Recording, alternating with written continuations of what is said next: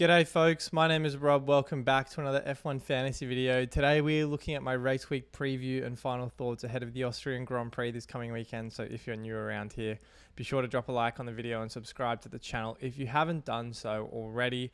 There's a lot to get through in this video, so I thought I'd jump straight into probably what is the most debated topic of conversation this week in the F1 fantasy world.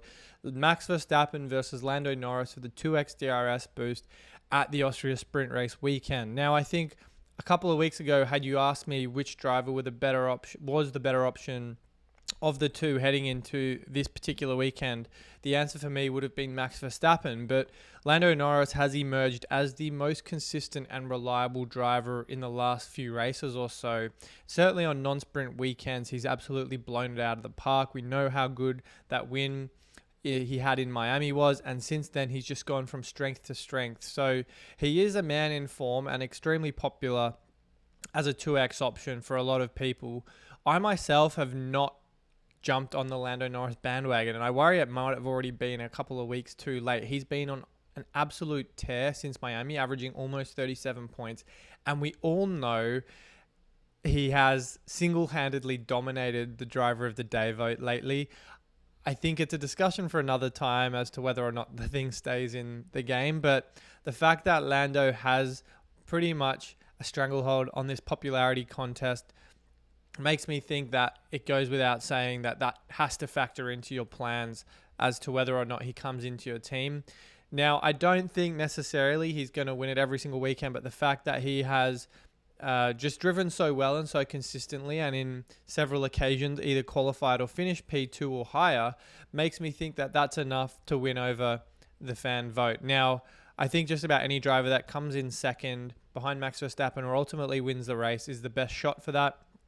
Lando in Miami, we saw that. We saw him chase down Max almost in Imola and then finish behind him after taking pole in Spain most recently. So I think he's got the form, he's got the car, and even though he may not be as good a driver compared to Max, I do think he's still an exceptionally talented individual behind the wheel, and I think McLaren now is the best car on the grid. Red Bull, still competitive, but I think Max's class has shone through the last couple of races to win in Canada and Spain, despite maybe not having the best machinery going around. So I think Lando does have an advantage right now, and I think as well the fact that the gulf of scoring points on non-sprint weekends between, say, Lando and Max, which would typically be the highest projected scoring driver, is much less. His appeal, Lando Norris, is significantly higher than the Dutchman outside of, say, Austria, for example.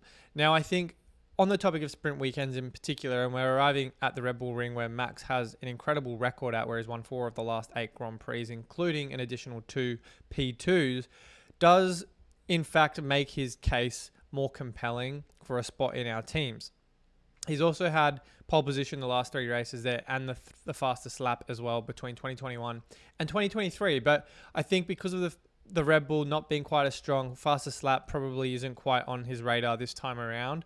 Now, in terms of his performances historically on sprint weekends, he is in a class of his own. No one else, in my opinion, comes anywhere close to Max Verstappen. He's won 7 out of the 11 sprint races since they were introduced into F1 a couple of seasons ago. And he's averaged over those 11 races 50.7 points, which compared to Lando Norris is almost double that. Now, I will say, and I think you guys would agree with me, that Lando's car up until this season and the second half of last season has not been nearly as competitive. And I think a part of that has meant his sprint weekend totals are not as high as he probably would have liked. Not that he cares about F1 fantasy, but I do think Max's consistency over sprint race weekends, the fact that he can score 10 points in the sprint race, 10 points in qualifying, 25 points in the Grand Prix, makes him pretty high up in terms of his points floor. That's a guaranteed 45 points right there. You throw in any overtakes, positions gained, that's just an exceptional points floor and extremely reliable asset too. So I think that definitely has to factor into our plans. Obviously talked about the fact that he can also still get a lot out of the car, even if it isn't necessarily the strongest. But I think something that goes against Max Verstappen is because of the fact that Lando is extremely popular at the best of times with that fan vote for driver of the day, and the fact that Max's appeal is lessened on non-sprint weekends, and we don't have another one until Circuit of the Americas in October. I wonder if maybe Max for 1 week is not quite enough to justify the outlay. 30.8 versus 26.4.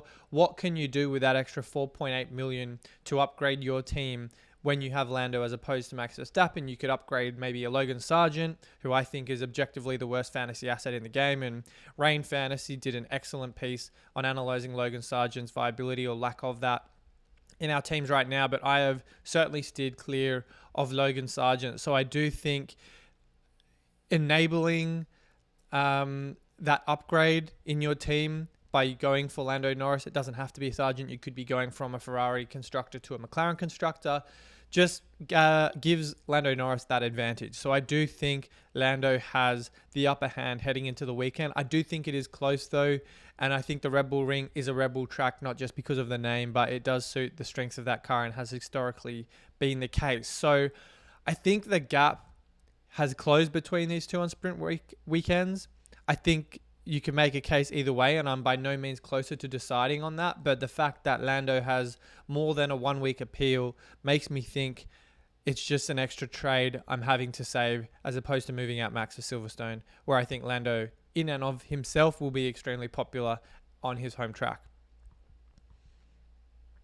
In terms of approaching this weekend, the fact that there are more sprint points on the table because of that extra session means that circumstances, eventualities like DNFs and such are going to play a big role in our decision-making process. I think a huge takeaway in the last few weeks has been that tracks with low DNF rates is not favorable to those Tier C drivers. We look at Imola, it had one DNF there, which was Alex Albon's retirement. Spain had no DNFs. And Bahrain also earlier in the season had 0 retirements. And I think if we look at Imola and Spain more recently, the only 2 instances of Tier C drivers going up in price were Stroll and Magnussen in Italy and Gasly and Ricciardo more recently last weekend. And the reason because of that is when there are no DNFs, the average score for a driver, which dictates how much a driver will increase or decrease in price, is increased as a result. And Tier C drivers under 15 million are reliant on DNFs to improve their score relative to their peers in that asset class. And because we saw none more recently, this is why we only saw 2 guys go up in Imola and Spain. Austria is another track which doesn't have a lot of risk. It is very easy to navigate. It is considered very easy on F1 23, the video game. And it's very evident in the fact that we've only had 16 Fs there in the last 3 seasons. So I do think that Tier C drivers, and particularly running a lineup of at least 4 or 3 to 4, probably 4 more so going for a Max Verstappen and 4 Tier C assets, probably also loses its appeal a little bit more when you've got the likes of Lewis Hamilton and Lando Norris or Leclerc and Oscar Piastri or Russell or whatever it might be, propping up that double B tier driver lineup that a lot of people are running at the moment. So I do think if that trend continues, even though there is some expectations of weather this weekend, which we'll cover off shortly, I don't think that's enough to suddenly make Austria a high risk track for DNF. So I do think as of right now, this is just another factor going in favor of a Lando Norris or a double B tier lineup for those drivers priced between 15 and 25 million. Another dilemma we're also having to deal with is the constructor situation. And I think, I ask one person, their opinion is different from the next person in terms of how constructors are ranked right now. I think this changes week to week. The constructor situation is so fluid based on the track we get to, based on the form of the drivers. And we're not really seeing any semblance of consistency for more than 2 or 3 races in a row. Prior to Monaco, or up until Monaco, Ferrari were the flavour of the month. In 2 races, they've completely fallen out of favour with F1 fantasy strategists, and you might argue they're probably the bottom of the top 4 teams right now. I think McLaren, in terms of consistency alone, for me, are probably top of the bunch, but I don't think it's suddenly a huge gulf between them and the rest of the field. I think Red Bull is, as we all know, extremely reliant on Sergio Perez having a good weekend, and even though he didn't have by any means an incredible result in Spain, he at least finished the race, and that was good for 80 plus points when you throw in the likes of Max Verstappen carrying that team to a win, and then the pit stop points, which they had 15 of the 18 on offer. So that's a huge advantage for them. And I think you come to a track like the Red Bull Ring where both Max and Checo have had good results there in the past. I think we've seen in the sprint race weekends where Miami and China, they did exceptionally well. And then in Japan, which wasn't even a sprint race weekend, Red Bull also had a great result. So 108 in Japan, 126 in China, and 85 in the United States. And a lot of that was underpinned by the fact that they've had fast lap points, they've had fast pit stop points, and a bunch of overtakes, and a good result in terms of placement too. So I do think that Red Bull are very much on the radar at the moment, but Mercedes are offering a lot of value as a B-tier asset. They're extremely consistent of late, and as Adam from F1 Fantasy HQ pointed out on our show over on the Fantasy Formula, they are a team that's had 360-plus point performances this season. McLaren have only had 2. So I think if you're looking at consistency and the fact that Mercedes have actually seemed to have unlocked a lot of performance in the last few races or so, they haven't scored less than 40 points since Japan, where they had 28. I'm really liking the viability of that. Lewis Hamilton had his podium in Spain. George Russell had his podium and a pole position in Canada. I think this is going to become certainly a lot more consistent, and I feel as though Ferrari are probably the odd team out at the moment. So unless we see a sudden change of fortunes in free practice 1 and sprint qualifying, I've got my eye on McLaren, and then I'm tossing up as to whether I run Red Bull or Mercedes as a second constructor. Unless, of course, as I say, things change that we just don't anticipate at this point in time.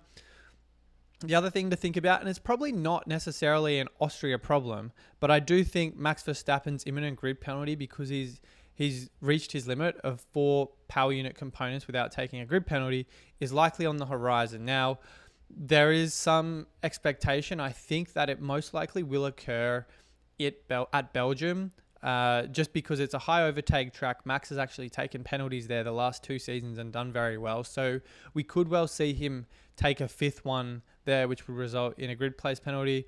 That probably also means he's in for a decent shot of driver of the day, but I'm not going to look too far down the road because we have absolutely no idea. And as we know in F1 Fantasy, things can change on a dime. So just keep that in mind, but I'll be keeping you updated on that on my channel, on my Twitter. But it is something to think about after he took his 4th power unit in Spain. I'll quickly cover off my driver power rankings at the moment, because there was a lot of positive feedback about this last week. I'm not going to go through every driver, but this is more or less how I see the F1 Fantasy landscape stacking up at the moment in terms of the drivers. I think Lando and Max pretty close for Austria alone in the A tier. The B tier is where it gets really interesting, and I think Lewis has the ascendancy. The man has just continually racked up price increases week to week. He's on a real good tear at the moment. He's only had 1 score below 20 in his last 6 races, and back-to-back 29 plus performances in the last 2, and also had $1 million increases as well in Monaco and Canada. So he, for me, is soaring right now. I think someone who's a huge faller is Carlos Sainz. Ferrari, as I said before, just don't seem to have the momentum. They seem to have fallen out of favor with a lot of people that have moved towards the Mercedes and the McLaren assets. And I do think at that same price point, you're getting more value from Russell, from Hamilton right now. I do think McLaren are probably going to be quite strong at the Red Bull ring. So maybe even Piastri edges Carlos Sainz for me there. But he's just not really looked on the pace at all. Sainz has not outscored Leclerc in F1 Fantasy since Australia, where he won.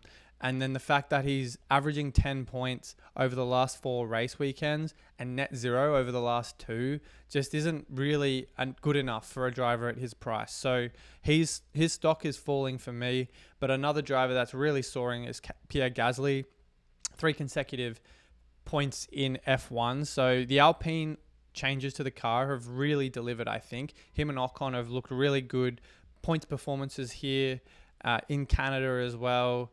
Gasly also looked really good in Monaco despite being clipped by Ocon. So I think Alpine are on the up. They've got the ascendancy. Their race pace simulations looked great, and that translated to a good result for them in Spain. And I think as a result of that, they've capitalized on the RB deteriorating. Tsunoda and Ricciardo, even though they weren't anywhere close to the points, seem to have just not seen enough in terms of price increases. Even though Tsunoda has had a really good season, I think, in terms of F1 generally, there just hasn't been the same price changes I thought that there were. He's only gone up in price 4 times this year in the 10 races, which kind of surprises me, to be honest. He's only gone up in price once in the last 4 races. So even though Tsunoda is I think a bit of an explosive driver on the track, both figuratively and literally. I've just not seen enough from him lately to make him quite as viable. So I think I've got my eyes on Magnussen, on Hulkenberg. I've already got Hulkenberg, and then on the Alpines in terms of reliability for a sprint race weekend like Austria, which can deliver a good amount of points for any driver that has or is on their day. And Alpine, for me, are looking like they're on at the moment. In terms of the weather, a bit of a mixed forecast. There's been a lot of talk around a wet weekend coming through, but that looks, from what I've seen, showers that will occur later in the day after the racing sessions have concluded. I think Friday and Sunday are probably the higher risk days, but again, the forecast evolves day to day. At the time of recording, this may well have changed by the time we get to Friday and Saturday, so do monitor the weather. I think because it's a sprint race weekend, that also means the no negative has a bit more added value. That extra session of DNFs, of risk, means that if your drivers kind of do pose a risk, I think, and there's the wet weather, even though it's a low DNF risk track, the wet weather's enough to really create a bit more risk. So do think about it if it looks like there's going to be a deluge of rain. Right now, it might well escape us, but I always love to see a little bit of rain in the forecast. It makes for a spicy weekend in racing, and hopefully we get a bit more of that in Austria, because the last few weeks have certainly delivered, certainly Canada. So I think in terms of chip and team strategy for the race weekend, talked about Lando and Max already. No closer to that decision for me. Want to see how they go in sprint qualifying, but if Lando's top 3 in both, I think that makes for a very easy decision for me. For the chip strategy, I've already used my limitless. I've already used my no negative on sprint race weekends earlier in the season, but I think limitless is probably one of your last best opportunities to use it. You can make a case for using it later in the season, just because the top 4 teams are so close right now. It could go in any direction, but I think the longer you leave it, the closer those non-limitless teams are to actually affording similar assets. When I used the limitless, we could only afford 3 A or B tier assets, so Verstappen, Red Bull, Ferrari. Now most people can get to 4 premium assets, so Lewis, Charles, Mercedes, Ferrari. And by the time we get to Circuit of the Americas in October, most of us might be able to afford 5. So the longer you leave it, the harder it is to really cover the gap that exists between non-limitless users. As for the 3X, I think a sprint weekend, always the best time to use that. But I think this is probably not the time, because even though Max and Lando are the best 2 drivers right now, in my opinion, in most cases, the teams can't really afford a Max, Lando, McLaren, Red Bull, or McLaren, Mercedes lineup. And so I don't think it's necessarily worth it compromising on one of your constructors that are a premium one for a midfield. I just don't see the value in running Max, Lando, McLaren, and Haas or Alpine. It's just, you're really, even though probably pushing for some seriously good points on the 3X, you're really compromising on your constructor. And I think waiting until Circuit of the Americas, Qatar, etc., when we can get 2 very good drivers and 2 very good constructors, makes me think that's the best time to use it. No negative, I've already talked about in terms of the weather and the extra session of DNF risk.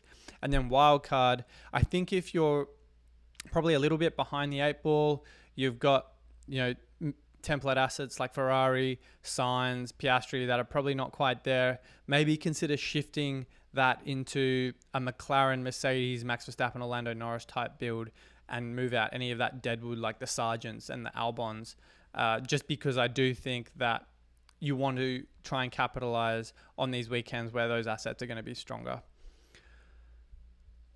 So I think in terms of how my team is looking for this weekend, this is how as I said in my team selection video, shook out. Now the plan, as I've said before, was to ultimately go for a Max Verstappen, Yuki Tsunoda and McLaren lineup, but this leaves a lot of money on the table, and I'm personally not convinced that that RB for Yuki Tsunoda are quite where I'd like them to be. So let's say, for example, Lando Norris is top 3 in free practice and sprint qualifying, then I realistically could see myself running something like this, where I would leave Lewis Hamilton in my team. I'd probably have to stick with Ferrari and then bring in Alex Albon. Now, I don't hate this lineup, but Ferrari do worry me a little bit based on their recent form. So instead of that, I could go for McLaren, but that would mean bringing in Logan Sargent, which I'm just not stoked about at all. I think most fascinatingly to me, and Rain Fantasy, as I think I said, did a really good analytical piece on Logan Sargent. He has, in terms of value this season, net zero across the year. So he started at 5.5. He's only had 2 price increases this entire season and has not changed from his starting season price. Now, you will get races here and there where he goes up 0.5, but he's objectively the worst driver in, I would probably say, the worst car on the grid.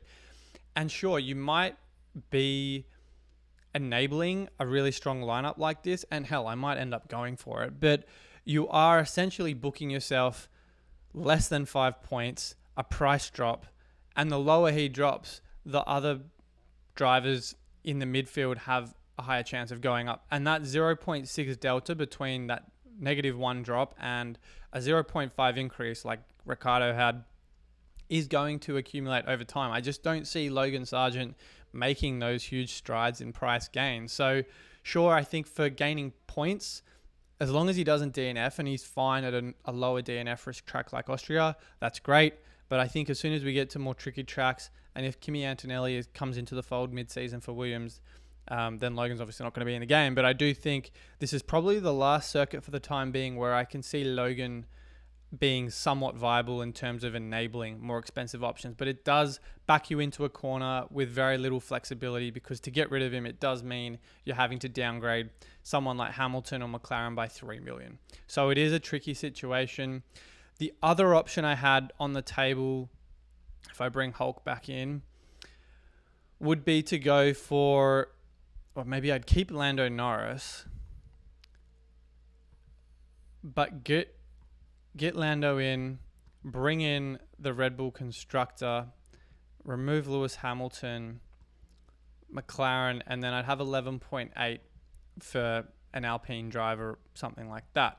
I think what I like about this is that you cover off Lando Norris for the driver of the day.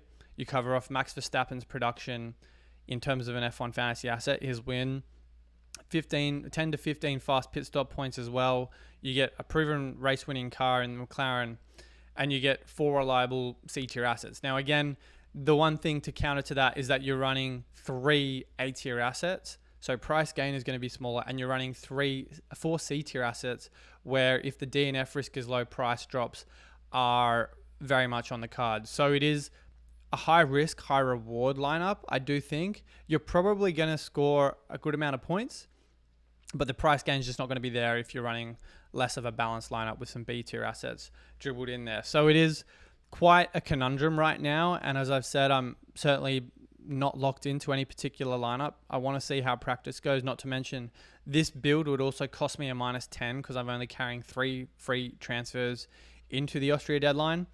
But it is a situation where you have to weigh up what the points versus the price gain difference is. And as well, when we get to Silverstone, do I want Red Bull for that race?